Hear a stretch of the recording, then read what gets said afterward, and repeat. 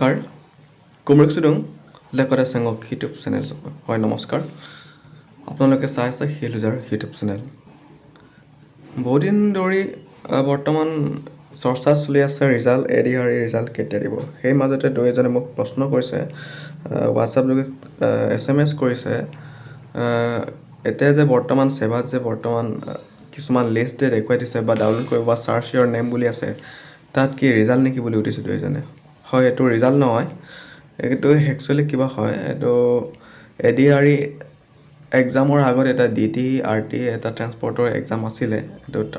third গ্ৰেডৰ এই third গ্ৰেডৰ exam cancel কৰি আকৌ নতুনকৈ ADRE আকৌ যোগ দিয়া হৈছে যদি আমি এইকেইটা চাওঁ সেৱা অনলাইন অৰ্গানাইজেচনত আমি ইয়াত বৰ্তমান দেখিছো এটো পৰ্টেলতে হয়তো আমাৰ গ্ৰেড টাৰ্গেট ফৰ ৰিজাল্টটো দিব পাৰে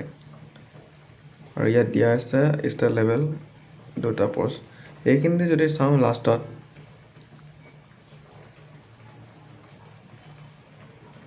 সৰি ফৰ গ্ৰেডত আছিল ইয়াত সাৰ্চ ইউৰ নেম বুলি আছে ইয়াত আমাৰ নিজৰ নামটো বিচাৰিলে নাপাব যদি আমি বা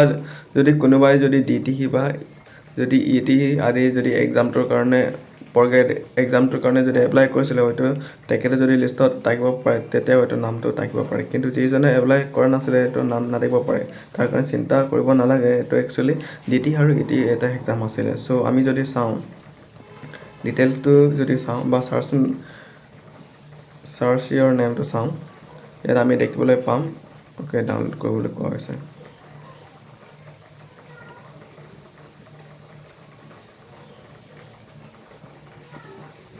ওকে ডাউনলোড হৈ আছে বাৰু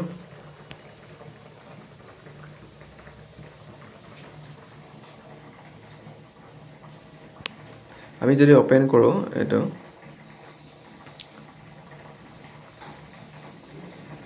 ইয়াত কোৱা হৈছে state level recruitment commission for class 3 post recruitment for and under the government ইয়াত কোৱা আছে list candidate who apply for ELEDT earlier মানে আগতে যি কেজনে ELEDT এক্সাম এপ্লাই কৰিছে তেওঁলোককে আকৌ নতুনকৈ আমাৰ গ্ৰেড 3 আৰু গ্ৰেড 4 এক্সামটোত মানে এক্সামটো দিবৰ কাৰণে এটা সাবমিট কৰিবলৈ নটিচ এটা আহিছিল তাৰে এইকেইটাৰ নাম দিয়া হৈছে গতিকে আপোনালোকে চিন্তিত হ'ব নালাগে এটো পূৰ্বতে হোৱা এটা লিষ্ট আছিল সো তাৰ কাৰণে আপোনালোকে চিন্তা কৰিব নালাগে যি কেজনে মোক ৰিকুৱেষ্ট কৰিছে বা সুধিছিল তাৰ আপোনালোকে এটো চিন্তা নকৰিব এইখিনিতে জনাব বিচৰা হৈছে যে 2-3 আগতে এটা প্ৰাক নিউজে সেই সপ্তাহতে ৰিজাল্ট দিব বুলি বা সৰকাৰ পালৰ পৰা সংকেত পালেই ৰিজাল্ট দিব বুলি কৈছিল ঠিক তেনেদৰে কালিও আকৌ DY365 পৰা আকৌ এই নটিচটোকে বা সেই নিউজটোকে আকৌ আপলোড বা নিউজ কৰা হৈছিল গতিকে এই নিউজটো মই আপোনালোকক দেখাবলৈ চেষ্টা কৰিম এই মুহূৰ্তত আমি জনাই আছো যিকোনো মুহূৰ্ততে ঘোষণা হ'ব পাৰে 26000 যি নিযুক্তি প্ৰক্ৰিয়াৰ পৰীক্ষা হৈছিল আৰু সেই নিযুক্তি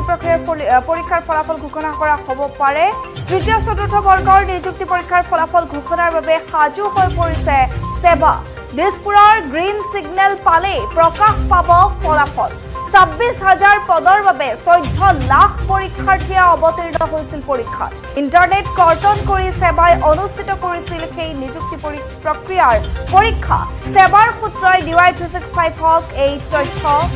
জনাইছে বিশেষ খবৰ আমি জনাই আছো নিবনুৱাসকলৰ বাবে এটা ভাল খবৰ আৰু 26000 পদৰ বাবে যে নিযুক্তি প্ৰক্ৰিয়াৰ পৰীক্ষা অনুষ্ঠিত হৈছিল সেই পৰীক্ষাত অৱতীৰ্ণ প্ৰাৰ্থীসকলৰ বাবে এটা জৰুৰী খবৰ আমি জনাই আছো 26000 পদৰ বাবে 14 লাখ পৰীক্ষাৰ্থীয়ে যেহেতু পৰীক্ষাত বহিছিল আৰু ইতিমধ্যে উত্তৰমুখী পৰীক্ষা প্ৰক্ৰিয়া সম্পূৰ্ণ হৈ পৰিছে আৰু যিকোনো মুহূৰ্ততে ঘোষণা হ'ব পাৰে 26000 নিযুক্তি প্ৰক্ৰিয়াৰ ফলাফল নিযুক্তি প্ৰক্ৰিয়াৰ যি পৰীক্ষা অনুষ্ঠিত হৈছিল সেই পৰীক্ষাৰ ফলাফল ঘোষণা কৰা হ'ব 14 লাখ পৰীক্ষাৰ্থীৰ উত্তৰমুখীৰ যি পৰীক্ষা সেই পৰীক্ষাৰ প্ৰক্ৰিয়াও সম্পূৰ্ণ হৈ পৰিছে আৰু সেইখিনিতে মোৰ ভিডিওটো সমাপ্ত হৈ গৈছে যদি আপোনালোকে মোৰ ভিডিওটো চাই আছে লাইক কৰি দিব যদি আপোনালোকে লাইক কৰে মই নতুন নতুন ভিডিও বনাবলৈ আমি উৎসাহ পাম সাবস্ক্ৰাইব কৰিব আৰু কমেন্ট কৰিব ধন্যবাদ